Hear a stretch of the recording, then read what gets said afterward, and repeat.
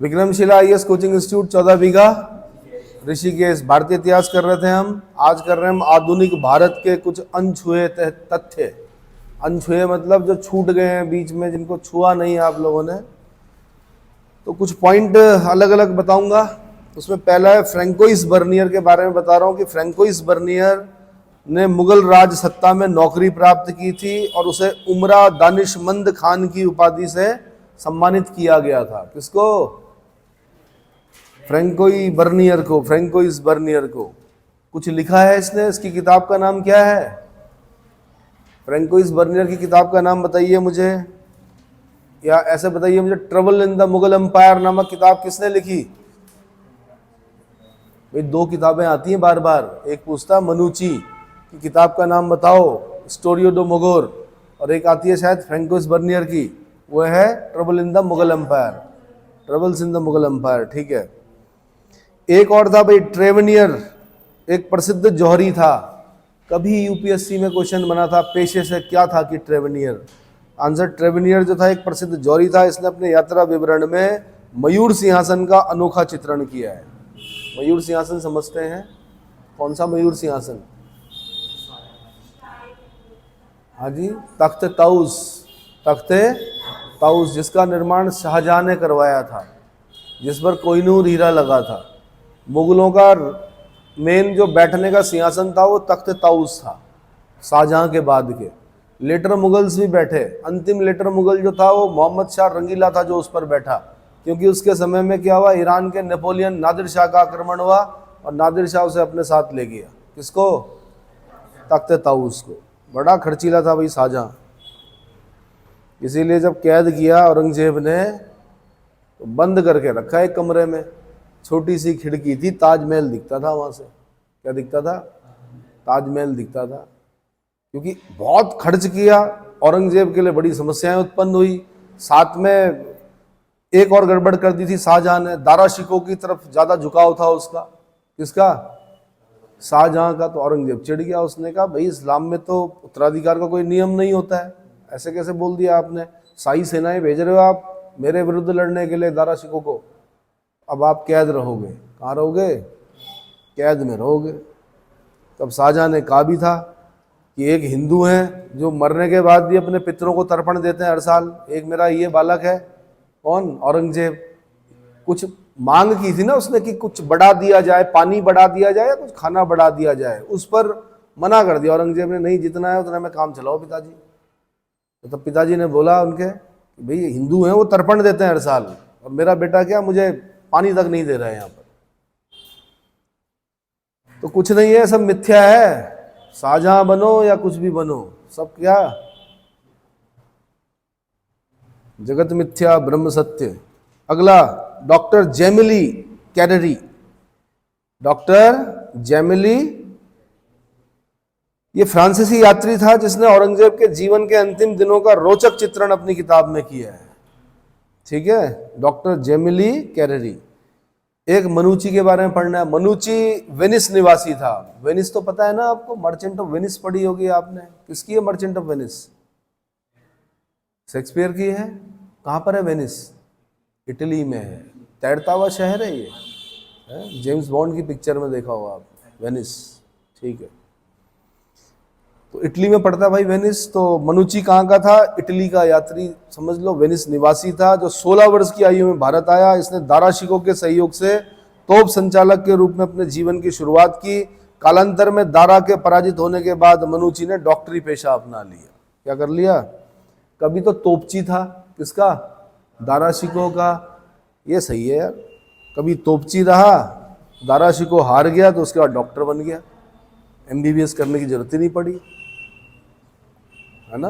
Paper निकालने की जरूरत नहीं पड़ी। नीट 5 साल, कितने साल? 5 साल, 5.5 साल फिर एमबीबीएस करना पड़ता है। चलो, मनुची ने एक हास्यास्पद डायरी लिखी, स्टोरी ऑफ मोगोर। क्या लिखी? स्टोरी ऑफ मोगोर लिखी, मुगल कथाएं लिखी। हास्यास्पद डायरी है उसकी, मनुची।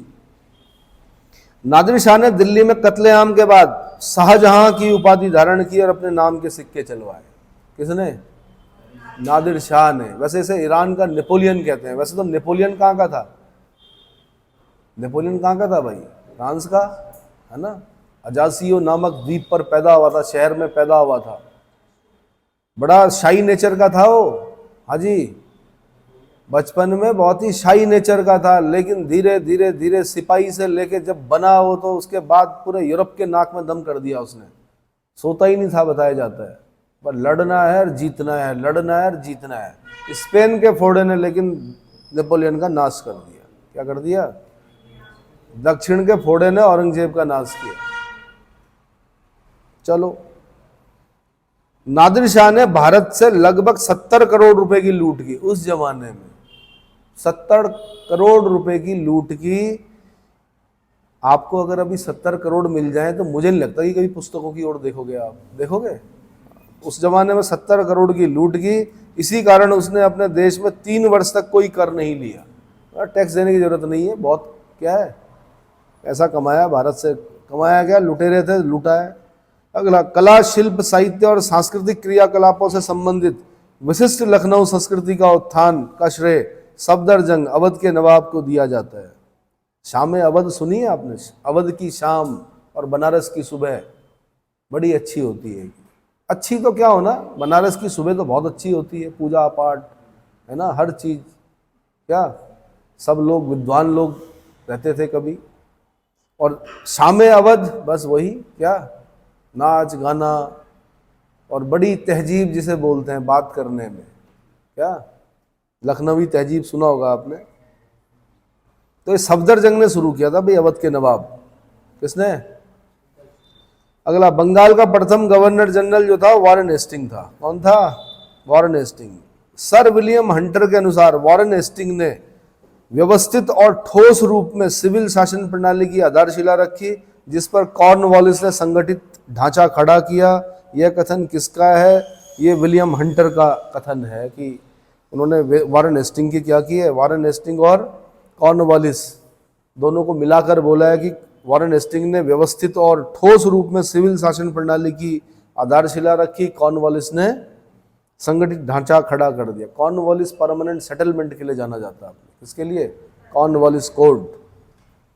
सहायक संधि, जब भी सहायक संधि आएगा तो विलेजली की सहायक संधि। किसकी सहायक संधि? विलेजली की सहायक संधि द्वारा भारतीय क्षेत्रों को ब्रिटिश साम्राज्य में मिलाने का कार्य विलेजली ने किया। किसने किया? भारत में सहायक संधि का प्रयोग विलेजली से पूर्व किसने किया था? फ्रांसीसी गवर्नर ड्यूप्ले ने किया था। इंट्रोड्यूस करने वाला जो व्यक्ति था वो ड्यूप्ले था, फ्रांसीसी गवर्नर। ठीक है। सहायक संधि स्वीकार करने वाला जो पहला राज्य था वो हैदराबाद था। 1798 में हैदराबाद के निजाम अली ने विलेजली की सहायक संधि पर हस्ताक्षर किए।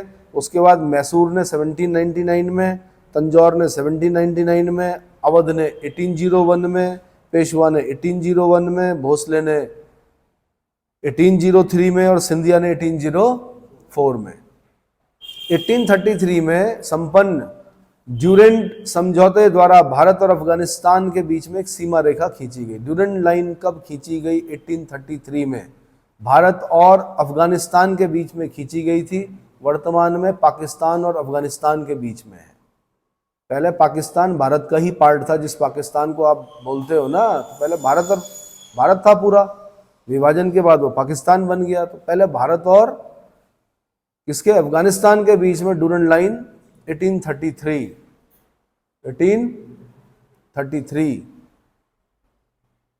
एक मूवी देखी थी आपने अभी, सिख रेजिमेंट का दिखाया था। उसमें सिखों ने उस किले को बचाने के लिए हजारों लाखों अफगानों को क्या कर दिया?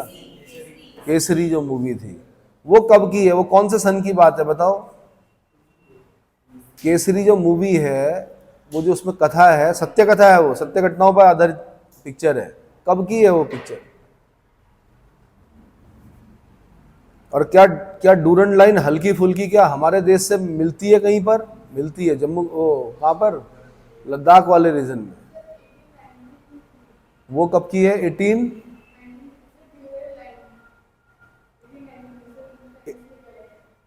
ड्यूरेंट समझौता देखिए, ड्यूरेंट समझौता, भारत और अफगानिस्तान के बीच में एक सीमा रेखा खींची गई।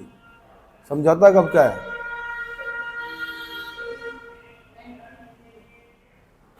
चेक कीजिए भाई। 1819 बता रहे हैं ये। 1833 में क्या है, ड्यूरेंट समझौता नहीं हुआ, 1819 में हुआ। अगला, डफरिन गवर्नर जनरल के शासनकाल में भारत में इंपीरियल सर्विस कोर की स्थापना हुई। इंपीरियल सर्विस कोर की स्थापना किसके समय हुई? Answer Dufferin. किसके समय में? ये लॉर्ड डफरिन वही है जिसके समय में कांग्रेस की भी स्थापना हुई 1885 में। ठीक है। प्राथमिक शिक्षा को अनिवार्य करने का विधेयक सर्वप्रथम गोपाल कृष्ण गोखले ने ही इंपीरियल काउंसिल में रखा था। प्राथमिक शिक्षा को अनिवार्य करने का विधेयक सर्वप्रथम Gopal Krishna Gokhale, servant of India society, Mahatma Gandhi के राजनीतिक गुरु, उन्होंने इंपीरियल काउंसिल में रखा था। तिलक ने गोपाल गणेश आगरकर के साथ केसरी और मराठा का प्रकाशन किया था। जी आगरकर, जी आगरकर। देखिए भाई, चेक किया, ड्यूरेंट समझौता 1893। नहीं, ड्यूरेंट समझौता कब का है? 1893 ड्यूरेंट समझौता 1893 कर, 12 नवंबर 1893 कर दीजिए भाई, वहां पर ड्यूरेंट समझौता। अगला, तिलक ने जी आगरकर और केसरी और के साथ केसरी और मराठा। केसरी किस भाषा में था भाई? मराठी भाषा में था। और मराठा किस भाषा में था? इंग्लिश में था। ठीक है, मराठा इंग्लिश में था, केसरी मराठी में था। अगला, बहिष्कार का प्रथम उल्लेख कृष्ण कुमार ने अपने साप्ताहिक पत्र संजीवनी में किया था। बहिष्कार शब्द सुना है? जब बंगाल विभाजन होता है उसके बाद क्या चलता है? स्वदेशी और बहिष्कार। क्या चलता है? तो बहिष्कार शब्द का उल्लेख सर्वप्रथम किसने किया? कृष्ण कुमार ने किया, अपने साप्ताहिक पत्र संजीवनी में किया। किसमें? ठीक है। आधुनिक भारत का निर्माता किसको माना जाता है? डलहौजी को माना जाता है। Unexpected answer. किसको माना जाता है? वो अपनी व्यपगत नीति, हड़प नीति है ना डलहौजी की। लेकिन बताया जाता है डलहौजी ने इतना बड़ा साम्राज्य स्थापित किया भारत में, जितना उसका देश था उससे कई गुना बड़ा। देश मतलब इंग्लैंड से आया था ना, इंग्लैंड से जिस द्वीप से वो आया था उस द्वीप से कई गुना बड़ा क्या किया उसने? साम्राज्य यहां पर स्थापित किया। संपूर्ण भारत को 1935 में एक समान मुद्रा प्रणाली द्वारा जोड़ा गया। उल्टा पूछेगा, एक समान मुद्रा प्रणाली द्वारा जोड़ा गया कब? आंसर 1935 में। एक्वर्थ समिति की रिपोर्ट पर, सर विलियम एक्वर्थ समिति की रिपोर्ट 1921 के आधार पर 1925 को रेल बजट सामान्य बजट से पृथक हुआ। मैंने आपको बताया था जब मैं बजट पढ़ा रहा था कि रेल बजट आम बजट फिर दोबारा एक कर दिया गया, लेकिन अलग कब हुआ था? 1925 में हुआ था भाई, 24-25 के आसपास की बात है। रेल बजट आम बजट से अलग हो गया था, तब से अलग ही था। मोदी सरकार ने कहा इसको दोबारा एक करो। ठीक है, 2017 में ये दोबारा क्या हो गया? एक हो गया। रेल बजट और आम बजट एक हो गया। अगला, बाल गंगाधर तिलक को वैलेंटाइन चिरोल ने अपनी पुस्तक इंडिया अनरेस्ट में भारतीय शांति का जनक कहा। Who wrote the book India unrest? Answer Valentine Chirol. Valentine Chirol ने इंडियन अनरेस्ट में भारतीय शांति का जनक किसे कहा है? बाल गंगाधर तिलक को कहा है। अगला, भारत में बजट प्रणाली की शुरुआत कब हुई? 1860 में हुई। कब हुई? 1860 में हुई। भारत में संघीय न्यायालय की स्थापना कब हुई? 1 अक्टूबर 1937 को हुई। फेडरल कोर्ट, जो आज सुप्रीम कोर्ट है हमारा, उसका प्रारंभिक जो रूप है अंग्रेजों के समय में, उसको हम क्या बोल रहे हैं? संघीय न्यायालय। 1935 के एक्ट से 1937 में 1 अक्टूबर 1937 को बना। भारत में ब्रिटिश साम्राज्यवाद के 3 महत्वपूर्ण स्तंभ थे। नंबर 1 थी लोक सेवा, नंबर 2 थी सैन्य सेवा, नंबर 3 थी पुलिस सेवा। भारत में ब्रिटिश साम्राज्यवाद के 3 स्तंभ कौन थे? लोक सेवा, सैन्य सेवा और पुलिस सेवा। या तो आईएएस बन जाओ, या सेना में लेफ्टिनेंट बन जाओ, या आईपीएस बन जाओ। क्या बन जाओ? कॉर्नवालिस ने भारत में आधुनिक अर्थ में दरोगा और इसके सिपाहियों के अधीन थानों का सूत्रपात किया 1792 में। 1873 के अधिनियम से 1 जनवरी 1874 को ईस्ट इंडिया कंपनी को विधिवत रूप से समाप्त कर दिया गया। अगर आपसे पूछेगा कि ईस्ट इंडिया कंपनी का शासन, तो वो तो है 1858 के एक्ट से। ईस्ट इंडिया कंपनी का शासन भारत में समाप्त किया गया 1858 के एक्ट से। लेकिन ईस्ट इंडिया कंपनी को कब समाप्त किया गया? आंसर 1 जनवरी 1874 को, 1 जनवरी 1874। अगले, सत्येंद्र नारायण सिन्हा गवर्नर जनरल की परिषद के विधि सदस्य नियुक्त किए जाने वाले पहले भारतीय थे। गवर्नर जनरल इन काउंसिल में पहला भारतीय कौन? Sir SP Sinha. ये सत्येंद्र नारायण सिन्हा बोल रहा है, सत्येंद्र प्रसन्न सिन्हा होना चाहिए मेरे ख्याल से। विधि सदस्य चेक कीजिए, सर एसपी सिन्हा है, सत्येंद्र प्रसन्न सिन्हा विधि सदस्य के रूप में। अगला, भारत में मुद्रणालयों की स्थापना सर्वप्रथम किसने की? पुर्तगालियों ने। प्रिंटिंग प्रेस कौन लेके आए? पुर्तगाली लेके आए। मुद्रणालय, गोथिक शैली कौन लेके आए? चर्च गोथिक शैली में बने होते हैं, वो भी कौन लेके आए? पुर्तगाली। तंबाकू कौन लेके आए इस देश में? पुर्तगाली। यार हमने मसाले दिए इतने अच्छे अच्छे, वो उन्होंने हमें क्या दिया? तंबाकू दिया।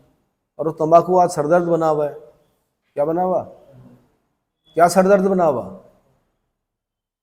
तंबाकू क्या सरदर्द बना हुआ? कैंसर, कार्सिनोजेनिक होता है ना।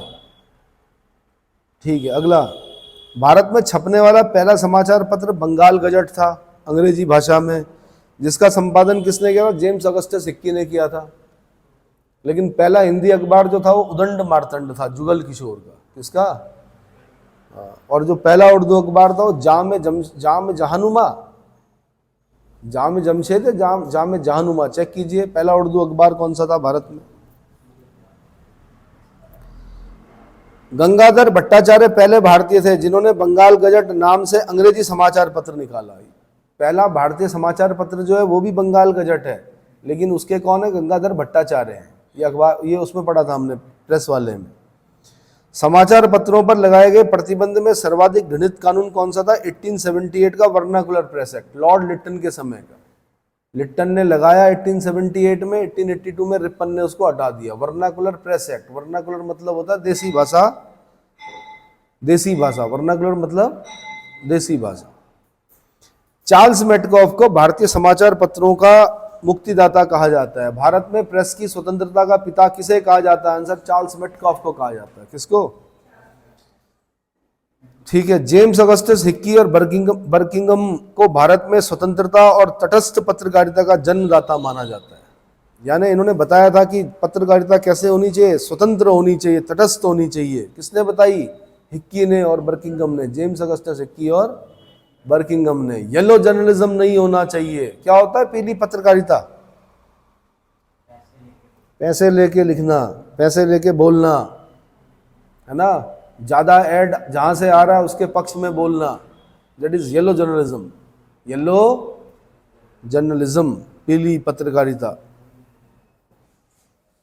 ठीक है। पत्रकार को क्या होना चाहिए? स्वतंत्र होना चाहिए और तटस्थ होना चाहिए, किसी का पक्ष नहीं लेना चाहिए उसे।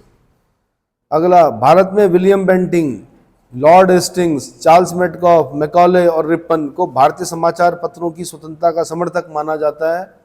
अगला, आधुनिक भारत में राष्ट्रवाद शब्द का पहला प्रयोग 1798 में एक जर्मन विचारक आदम बिशॉट ने किया था। किसने किया था भाई? राष्ट्रवाद बोलते हैं किसको? क्या बोलते हैं राष्ट्रवाद को इंग्लिश में?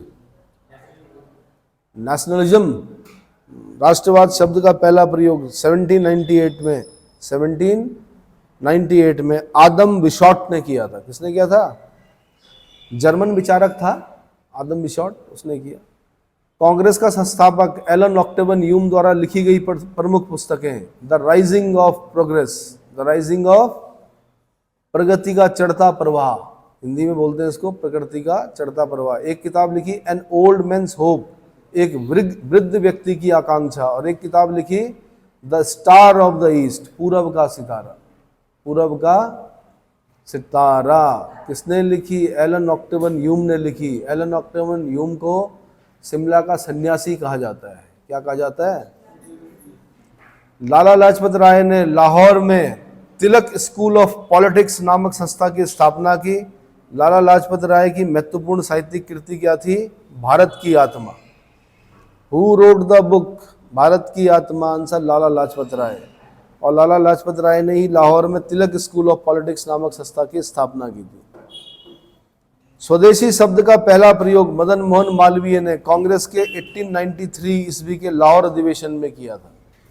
स्वदेशी शब्द का पहला प्रयोग महामना मदन मोहन मालवीय कांग्रेस के 1893 के लाहौर अधिवेशन में। आर्थिक इतिहासकार विलियम डगबी ने 1889 में समृद्ध British Bharat prosperous British India नामक अपनी पुस्तक में कर्जन के समय भारत की जो प्रति व्यक्ति आय बताई थी वो 17 रुपए 2 आने बताई थी। कितनी? 17 रुपए 2 आने। टैगोर और उनके समर्थकों ने स्वदेशी आंदोलन के दौरान ग्रामीण पुनर्निर्माण हेतु आत्मशक्ति नाम का आंदोलन शुरू किया, जिसे कालांतर में टैगोर ने श्री निकेतन की स्थापना की। क्या की? श्री निकेतन की स्थापना की। आत्मशक्ति याद रखना आपने, टैगोर है। अगला 1916 में यंग इंडिया पत्रिका में लाला लाजपत राय ने भारतीय राष्ट्रीय कांग्रेस की स्थापना से जुड़ी सेफ्टी वॉल्व थ्योरी की सर्वप्रथम व्याख्या की थी। यंग इंडिया महात्मा गांधी का अखबार था। वैसे 1916 में लाला लाजपत राय ने उसमें सेफ्टी वॉल्व सिद्धांत, सेफ्टी वॉल्व थ्योरी दी कांग्रेस की। क्या दी? सुरक्षा वॉल्व भी बोलते हैं इसको, है का सिद्धांत दिया। जिमरमैन प्लान के अंतर्गत अफगानिस्तान और पश्चिमोत्तर सीमा प्रांत में अंग्रेजों के विरुद्ध विद्रोह शुरू करने की योजना थी। अफगानिस्तान और पश्चिमोत्तर सीमा प्रांत में अंग्रेजों के विरुद्ध विद्रोह शुरू करने की योजना थी। किसमें? आंसर जिमरमैन प्लान में। 1858 के बाद भारतीय सेना का पुनर्गठन पील कमीशन की रिपोर्ट के आधार पर हुआ। 1857 के विद्रोह के बाद समझ गए थे अंग्रेज भारतीय सैनिकों की संख्या क्या करनी पड़ेगी, अनुपात कम करना पड़ेगा। फिर पील कमीशन बना, उसकी रिकमेंडेशन पर पुनर्गठन किया गया। किसका?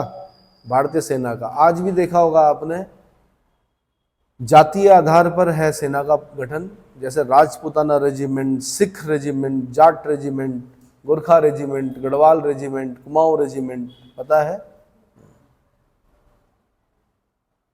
अगर कोई एक रेजिमेंट क्या कर दे, विद्रोह कर दे, दूसरी रेजिमेंट को तैयार रखा जाता क्या करने के लिए? इसलिए सेना में विद्रोह नहीं हो सकता। सेना को संगठन बनाने का अधिकार भी नहीं है, ना ही उसमें विद्रोह हो सकते हैं। इस तरह से सेट कर रखा है। ठीक है।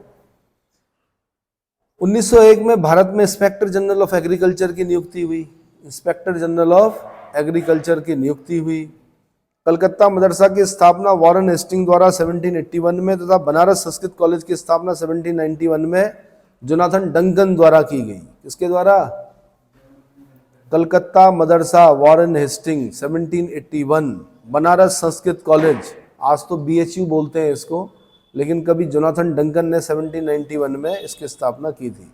अंग्रेजों की शिक्षा देने की अधोमुखी निस्यंदन सिद्धांत द्वारा शिक्षा सदैव उच्च वर्गों से सामान्य जनता की ओर छन छन कर जाती थी। Lord Auckland. अधोमुखी निस्यंदन सिद्धांत, फिल्ट्रेशन थ्योरी, शिक्षा की होती है कि उच्च वर्ग को शिक्षित करो, निम्न वर्ग अपने आप क्या हो जाएगा, छन छन कर नीचे तक शिक्षा चली जाएगी। ठीक है।